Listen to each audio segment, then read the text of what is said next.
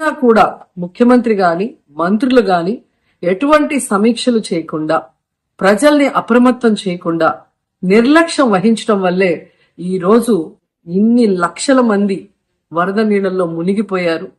ఇంతమంది ప్రాణాలు పోగొట్టుకున్నారు. ఎంతమంది తిండి లేక, కరెంటు లేక, తాగునీళ్లు లేక, పసిబిడ్డలకి పాలు లేక ఎంత అవస్థలు పడుతున్నారో మనం అందరం కూడా గమనిస్తున్నాం. చంద్రబాబు నాయుడు గారి ఇంటికి 3 కిలోమీటర్ల దూరంలోనే ఇంత పెద్ద విపత్తు జరిగినా ప్రజల్ని కాపాడలేకపోయారు అంటే ఇది రాష్ట్ర ప్రభుత్వం, రాష్ట్ర ముఖ్యమంత్రి వైఫల్యం కాదని నేను అడుగుతున్నా. ఈరోజు కరకట్టు మీదున్న అక్రమ కట్టడాలని కాపాడటం కోసమే విజయవాడని ప్రజల్ని ముంచేస్తారు అనటంలో నిజం లేదా అని నేను అడుగుతున్నా. గంట ముందు ప్రజలకు చెప్పినా వాళ్ళు ముంపు బారిన పడేవారు కాదు.